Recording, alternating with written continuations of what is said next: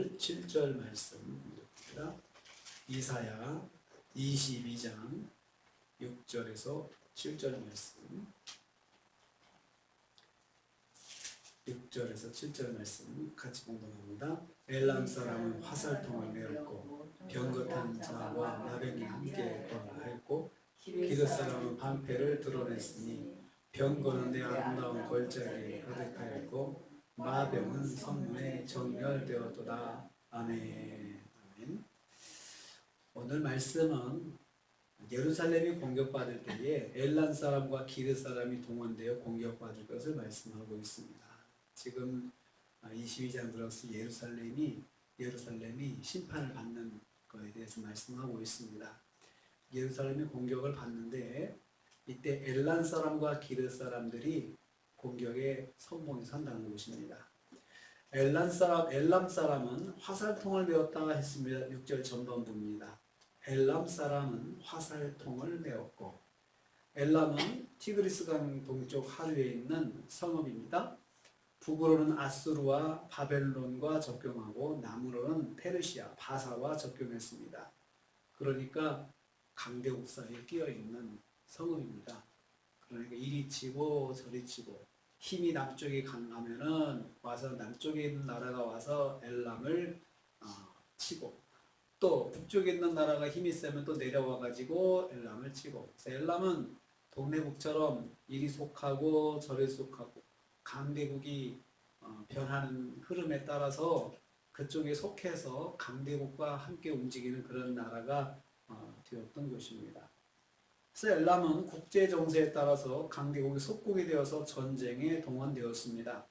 지금은 바벨론에 종속되어서 느부갓네살 왕이 예루살렘을 공격할 때 공격의 선봉대의 역할을 하고 있습니다. 역사에 의하면 엘람의 군대는 활을 잘 쏘는 명사수로 구성되어 있다고 합니다. 그래서 오늘 말씀에서도 엘람은 화살통을 메었다라고 합니다. 화살 전문인 엘람의 군대들이 동원이 되어서 예루살렘을 공격하는데 사용되었다는 것입니다. 하나님의 심판이 국제적인 강자를 동원해서 진행되는데요. 그것도 분야별 전문가들이 동원돼 가지고 예루살렘을 공격한다는 것입니다. 여호와의 심판의 최고의 고수들만 동원해서 진행되고 있습니다. 그러니까 하나님의 심판의 특징은 일단 심판하시면 봐주는 게 없고 철저하게 하신다고 그랬잖아요. 그런데 예루살렘을 공격할 때 공격수 중에서 활을 잘 쏘는 그 나라의 궁수들만 동원해가지고 예루살렘의 공격에 사용되었다는 거죠. 그러니까 그 어중이 떠중이 와서 공격하는 것이 아니고 그냥 확실한 전문가들이 와가지고 확실하게 공격할 수 있도록 그렇게 하나님께서 심판하신다는 것입니다. 두 번째로 아람 기병과 기르의 방패 보병이 동원되었습니다. 6절 후반부입니다.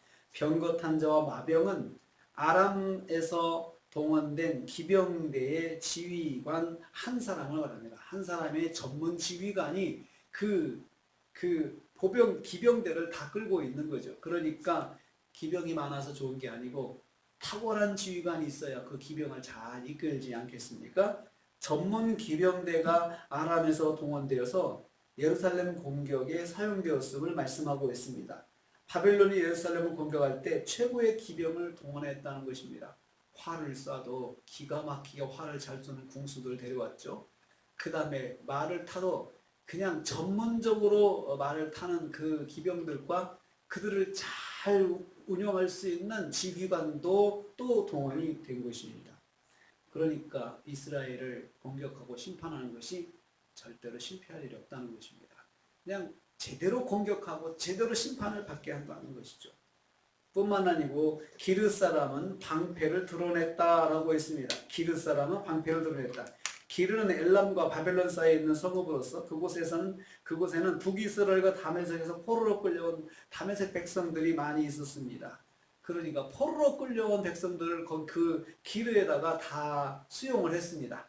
그러니까 포로로 끌려와도요, 그냥 오는 사람들이 포로가 되는 것이 아니고 아주 강한 자들, 튼튼한 자들, 써먹을 만한 사람들을 다 포로로 데려와 가지고 그 기르에 수용을 했던 것입니다. 그 사람들을 전쟁이 일어났을 때 동원하였습니다. 그리고는 그들의 손에 강력한 방패를 주었습니다. 방패를 주고 그 방패를 가지고 그 전선에 앞장서게 만든 것입니다. 그러니까 그 앞장서서 나가는 사람들은 아주 튼튼한 방패를 주었고, 그리고 설령 그것 때문에 죽게 된다 하더라도 하나도 아깝지 않은 사람들. 그러니까 바벨론 사람들은 손해볼 일이 없는 그런 전쟁을 시키니까 얼마나 무자비하게 공격을 하겠습니까? 공격하면은 자기 백성들이 아니기 때문에 포로들을 사용하고, 또 포로들은 그나마 강력한 방패를 들고 있으니 자기들도 목숨을 보존할 수 있으니까 용감하게 목숨을 돌보지 않고 공격하지 않겠습니까? 예루살렘은 동원된 용병들의 강력한 공격으로 심판을 받게 되는 것입니다. 그러니까 이 사람들을 용병이라고도 이야기를 할 수 있습니다. 그 용병들한테 좋은 무기를 주어서 예루살렘을 공격하게 하니 예루살렘은 아주 전문가들이 와서 공격하는 그러한 동네 북이 되고 만 것입니다. 세 번째로 가득한 병거와 기병이 예루살렘 성문을 공격했습니다. 7절입니다. 바벨론은 예루살렘을 공격할 때 수를 헤아릴 수 없는 전차병들을 골짜기에 주둔시켰습니다.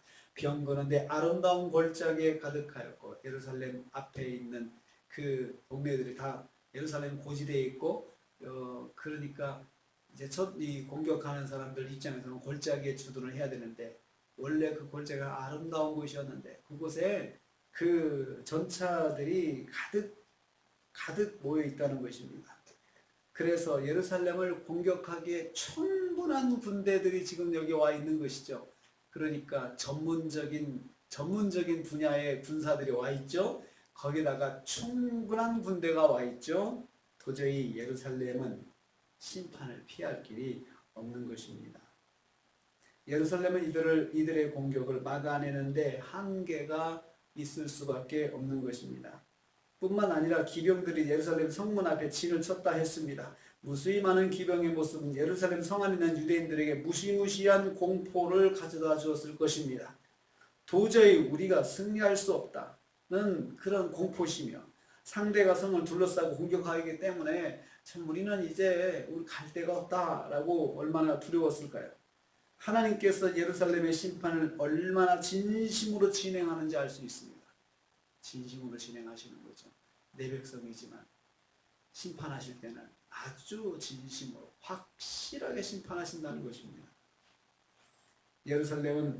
하나님은 예루살렘의 심판을 진심으로 진행하시겠다는 그 말씀입니다. 하나님께서 하나님의 백성들을 그렇게 징계하고 심판하시니 얼마나 주변에서는 그 하나님을 더 하나님의 영광이 가려지고, 또 하나님께서 자기 백성을 그렇게 한다는 것 때문에 하나님의 이름이 욕되게 되지만 하나님께서는 심판하실 때 봐주지 않으셨습니다. 그럴지언정 철저하게 심판하신 것이죠. 그렇기 때문에 하나님께서 선지자들을 무수히 보내셔서 빨리 돌아서라, 빨리 회개하라, 빨리 돌아오라, 그렇게 많이 설득하셨습니다. 그렇게 해도 돌아오지 않았습니다. 오늘 우리는 또 한 주간을 시작합니다. 하나님의 백성들은 하나님 말씀 앞에 참 철저해야 됩니다. 그리고 하나님께서는 우리가 넘어지고 실패해도 기회를 주시고 또 하나님께 돌아올 수 있는 시간들을 주십니다. 그것을 잘못 생각하고 내가 이래도 되는가 보다 생각하면 큰일이죠. 하나님께서 기회를 주시고 시간을 주시는 것은 하나님의 자비하심 때문입니다. 그렇지만 그 하나님의 자비하심의 시간도 또 한계가 있습니다. 어느 시간이 지나면 그 자비도 하나님께서 거두시고, 일단 심판이 진행되면 봐주시지 않습니다. 진심으로 심판하십니다.